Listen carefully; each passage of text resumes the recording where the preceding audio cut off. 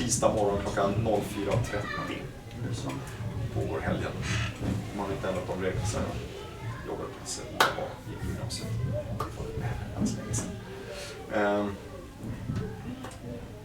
Så är det. Med tips på sovsäck då? Jag tänkte mer till Vässarö kanske, men... Köp en billig. Ja. Alltså i augusti så är det så att... Om vi säger så här, att lägga 100 spänn extra på liggunderlaget motsvarar att lägga 500 spänn extra på sovsäcken. Därför att kylan kommer underifrån. Även i augusti så kommer kylan underifrån. Det är alltså marken är kall. Och det kan man... Slå av värmen i badrummet så lägger ni det på golvet då 3 timmar senare. Och då är det 20-gradigt golv. Om ni ligger där i en halvtimme så fryser alltså ni fryser om ryggen så ni vet inte vad ni ska ta vägen. Så att kylan kommer underifrån även om man har varmt och skönt i luften. Och även om det är 20 grader, 25 grader ute och man går ut och lägger sig på balkongen så fryser man häcken av sig att ha legat där en halvtimme direkt på den kalla betongen. Så att liggunderlaget är viktigt året runt. Inte på övernattningen för då sover vi inomhus. Så att då finns inte det behovet alls. Men på läggbröstet. När vi talar liggunderlag är det så att det finns självupplåsande liggunderlag. De är helt fantastiska. Alltså när man har passerat 15 så går det inte att ligga på marken utan ett självupplåsande liggunderlag. För de här i den där åldern så är det komfortmässigt helt ointressant. De sover jätteskönt i vilket fall som helst. Därför att de är så mjuka i kroppen. Jag behöver ha ett så här tjock luftmadrass för att kunna sova på läger. Så bara är det. Väldigt få barn i den åldern kan hantera ett självupplåsande liggunderlag. Gå inte och köp ett självupplåsande liggunderlag. De bra ligger på 1500 spänn för ett liggunderlag. Och det är svettigt. Har man ett, ja, ta med det och använd det. Men gå inte och köp ett sånt. De här billiga sneak från ett sånt, nej. De billiga sneakunderlagen funkar alldeles utmärkt. Ju tjockare det är, desto skönare är det att ligga på. Och vad köper man då? Alltså, du har ju Friluftsmagasinet här nere. De ligger i korsningen i Nordengatan, Sveavägen väl? Naturkompaniet heter de numera. De är dyra men duktiga. Ni har XXL som är ungefär lika duktiga men avsevärt mycket billigare. Ligger ni bevakar deras, när ni anmäler som kunder på deras utskick, e-postutskicken, så är det så att det kommer kontinuerligt. Och när de är billiga så är de jättebilliga. Och det bara går dit och handlar. De har med gärna mellan sådana små kampanjer, de säljer 20% rabatt på allting, eller de säljer sovsäckar för en tredjedel av nypris och sådana grejer, udda varor. Vad var det så? XXL. Ja. De har man hört talas om. Den billigaste sovsäck jag vet just nu är Biltema som har velat 399 kronor för sin enklaste. Men jag tänkte på de här sneakunderlagen. Sneakunderlagen. Biltema har två, en för 99, en för 149. Och båda de är tillräckligt bra. Liggunderlag är lite av förbrukningsvara. De håller i några år, 4-5 år eller sånt där. Så att om man köper ett liggunderlag nu när de går i 2:an så är det att köpa nytt i julklapp när de går i 6:an. Ungefär så kan man se det. För då går de upp i en ålderskategori och lyckas förstöra det på ett eller annat sätt. De kommer att slarva bort sina saker. Är det inte märkt betyder det att ni tycker att det är helt okej att vi slänger saker om vi hittar någonting som ingen känns vid. Lyssna på mina ord när jag säger så, och jag menar det. Alltså, jag betraktar omärkta saker innebär att föräldrarna tycker inte att det är viktigt om de kommer tillbaka eller inte. Tuschpenna är utmärkt.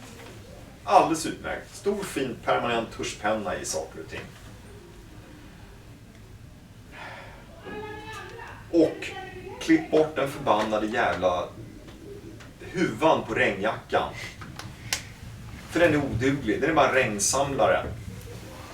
Jaha, nu tycker jag att jag blir galen fullständigt. Nej, det är inte så. Det är så här. Barnen där åldern är oerhört intresserade av vad alla andra gör.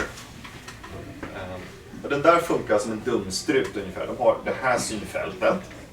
Det prasslar i öronen hela tiden. Det vill säga de kan inte lokalisera någonting med hjälp av hörsel.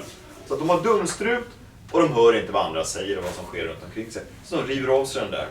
Oavsett hur mycket det regnar. Därför att de är ju vana från skolan att vara ute när det regnar. Ja, de är ute i 10 minuter eller i värsta fall 20 minuter på en lunchrast. Sen går de in igen. Då spelar det ingen roll om man blir blöta.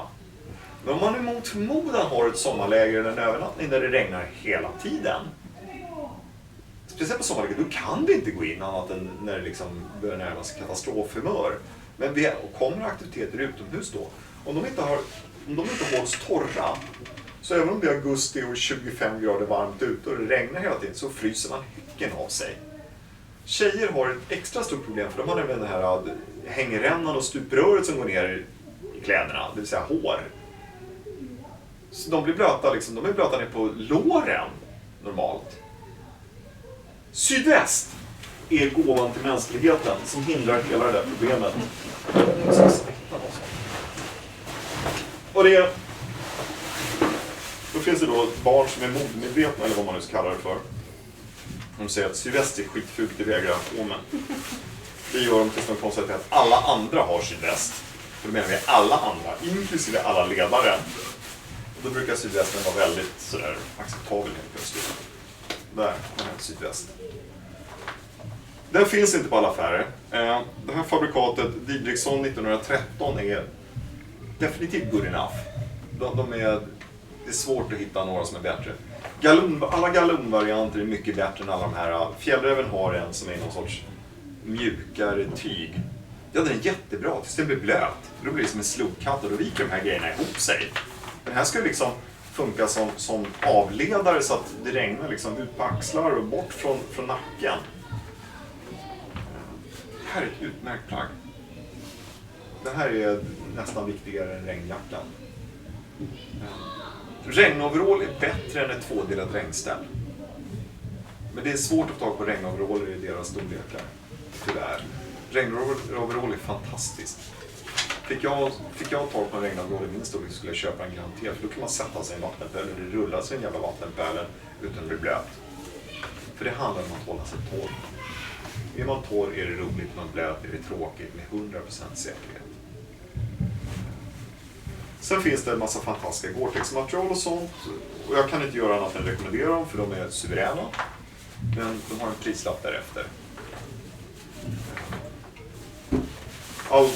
Allting i Gore-Tex är bättre än det utan. För man håller sig torrare för man blir inte svettig inifrån och man håller blötan ute. Jättebra grej. Men prislappen är löjlig om man inte hittar dem på jättebra rea. Och har man väldigt gott om pengar tycker jag man kan handla det. Men som sagt var, det är ingenting som är prioritet. Galongrejerna är good enough. De växer ut dem. De kommer inte slita ut dem. Har det skrivits en sån här sommarläget? Ja. Eller var det det du skulle nämna? Nej, jag tror att jag har gjort det faktiskt. Den har inte jag. Jag kanske får gjort det. Eller så var jag så slut så att jag bestämde mig för att vi betar av eller sommarövernattningen.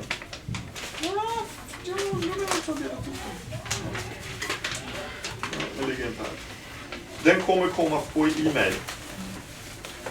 Kommer jag göra. Det börjar väl lite dags att betala det. Sommarlig kommer att kosta 1400 i alla fall. Enligt min i huvudet kalkyl. Ja, det räcker troligen.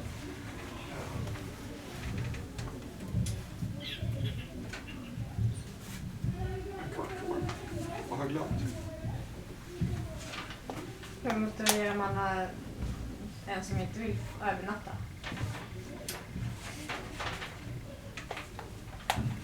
Ja. Jag tror det gick sist. Det gick ingen vidare. Pappan fick ju komma och hämta mig. Ja, men det är dags att visa att man blir lite större. Ja, så inte.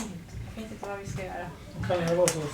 Eller hur? Jag har ju sagt det. Ja. Börja lite smått så. Ja, men det är lugnt. Hon kan ju öva hos mina syskon också. Man Ja. måste, Nej, men hos Vilma, det måste inte växa. Ja, nej men alltså det är precis. Det är många gånger när folk inte vill vara med så ser just det här att det jag hör oftast är att jag kommer vara så ensam.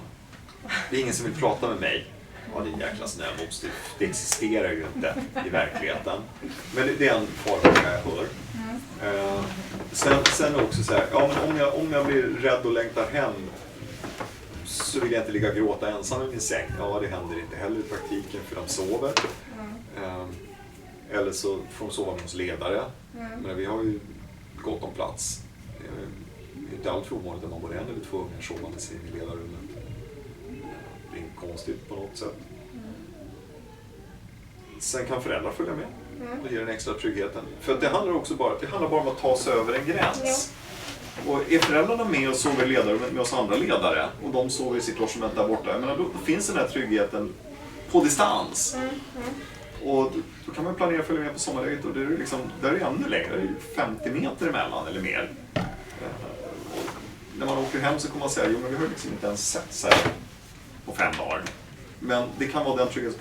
Nästa gång då så kanske de konstaterar, ja, men jag behövde ju inte ha mamma med eller pappa med. Och då har den här ribban passerats. Så att det är en rätt bra variant. Det är liksom pröva på ändå men ändå inte.